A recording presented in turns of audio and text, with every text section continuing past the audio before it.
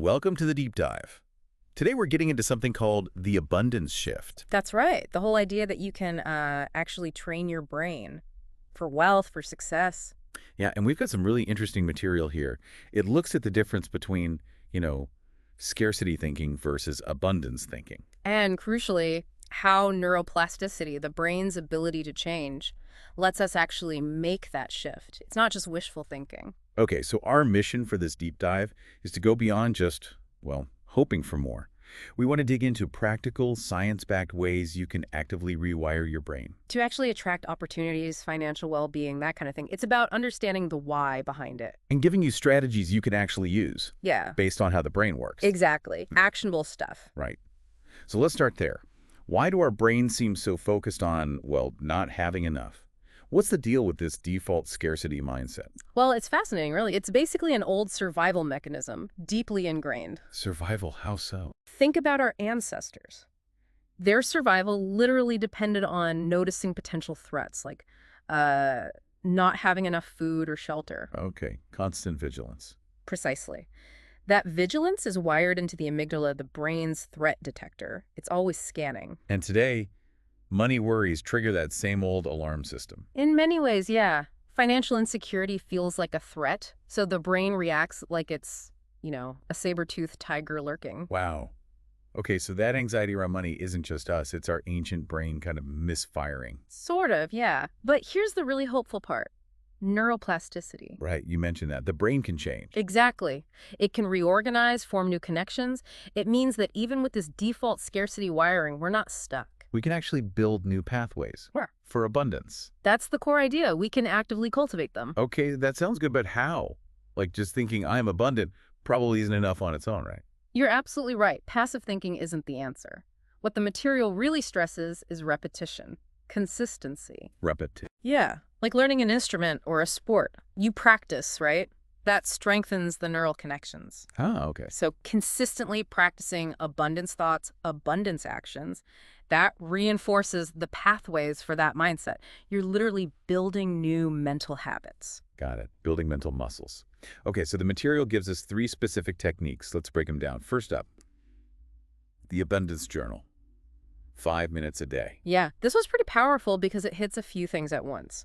First, gratitude. Writing down 3 things you're grateful for. What does that do neurologically? It activates the brain's reward pathways, releases dopamine. It shifts your focus to the positive, basically. Okay, feels good, focuses on the good. What else? Then you note one financial win, even a tiny one. Found a coupon, someone complimented your work, anything. Why the small wins? It trains your brain's attention. You start looking for evidence of financial opportunity instead of just lack. You teach your brain to see it. Retraining your focus. Yeah. And the last part. An affirmation. Something like, money flows to me easily and frequently.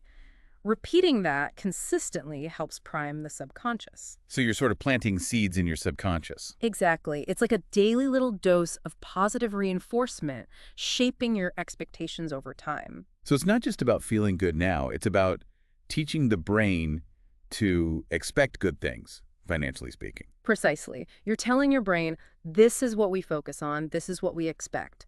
And over time, that can genuinely shift underlying beliefs. Okay, technique 2.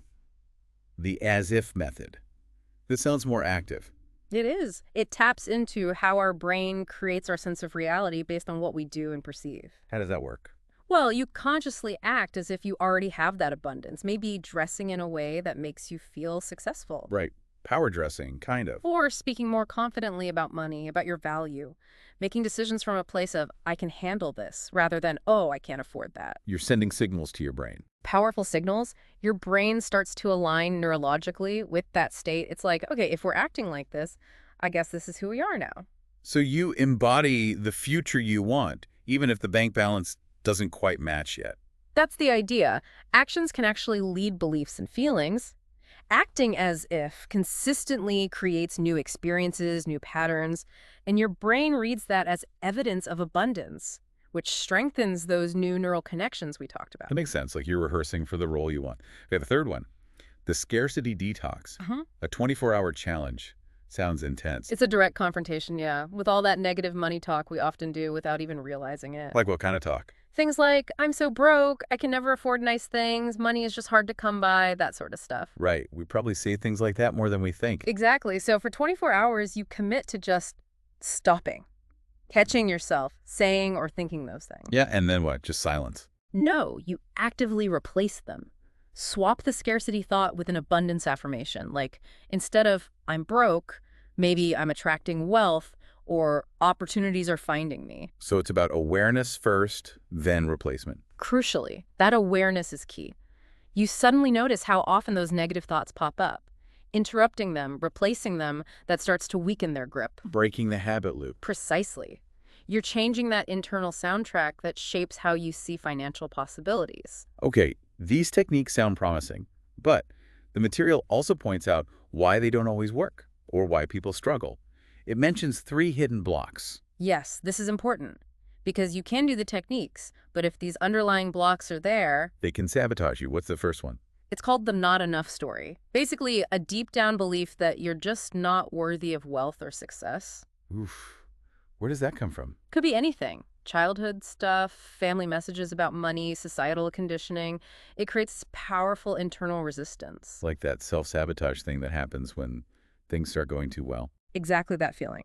Then there's the second block, fear of change. Even if the change is supposedly good, like more money. Yep. Success often means stepping out of your comfort zone, maybe more responsibility, more visibility. That can be scary, subconsciously. The brain prefers what's familiar, even if it's not great. Right. Safety first, predictability first. That's the brain's priority sometimes, even if it keeps you stuck. Okay, makes sense. And the third block. Lack of patience. Simple, but huge. We want results yesterday. Totally. We live in an instant gratification world, so if you do the abundance journal for like 3 days and you're not suddenly rich... You get discouraged, give up. Exactly. People bail before the new pathways have really had time to form, before things can actually manifest. You have to trust the process, and it takes time and consistent effort. So if these blocks are potentially derailing things, how do you deal with them? What does the material suggest? Well, no surprise. The first step is awareness. You have to notice these patterns. Pay attention to that inner voice. Yes. When does that I'm not enough feeling pop up around money? When do you catch yourself thinking, I can't afford that? Almost automatically. Okay, so spot the thought. Then what? Then, conscious action. Challenge it, replace it, actively. So instead of letting I'll never be rich run on repeat, You consciously say, something like wealth is my natural state or I am open to receiving abundance, you have to consistently interrupt the old story and start writing and believing a new one. retraining that inner critic to be more of a coach. I like that. That's a great way to put it. The material also had some real-life stories. Sarah, the freelancer, and Mark, the guy who always said, money's tight. Yeah, those stories really illustrate the principles, Sarah, with the abundance journal. What stood out there? For me, it was how focusing on gratitude and those small wins seemed to shift her expectation. She started expecting success. And that energy shift maybe attracted the bigger client. It seems likely. It wasn't just the mechanical act of writing, but the internal state it cultivated. She became more receptive. And Mark, with the scarcity detox, cutting out the complaining. His story really drives home the power of language. By consciously stopping the money's tight talk, he changed his vibration, his energy. Like he stopped broadcasting lack. Kind of, yeah. And then, boom, an unexpected bonus. It suggests our words aren't just descriptions. They can actively shape what comes back to us. It really hammers home that mindset isn't just fluffy stuff. It has real-world consequences. Absolutely. Tangible effects. So wrapping this up, what's the one big message you think people listening should really take away?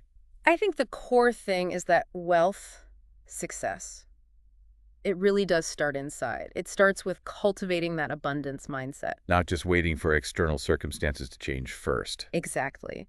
By using these practices to actively rewire your brain, focusing on possibility, on opportunity, not lack, you can genuinely change your relationship with money. You open yourself up. Okay, so let's make this practical for you listening. We've got a challenge inspired by everything we've just talked about. Yeah, for the next 7 days, just 7 days, we want to encourage you, pick one of these techniques. Just one. Either the abundance journal, the as-if method, or the scarcity detox. Think about which one feels most doable for you right now. Most interesting, maybe. Which one resonates? How could you fit it into your life for just 1 week? And then just observe. Pay attention. Notice any little shifts, thoughts, feelings, maybe even small opportunities popping up. Yeah, just see what happens when you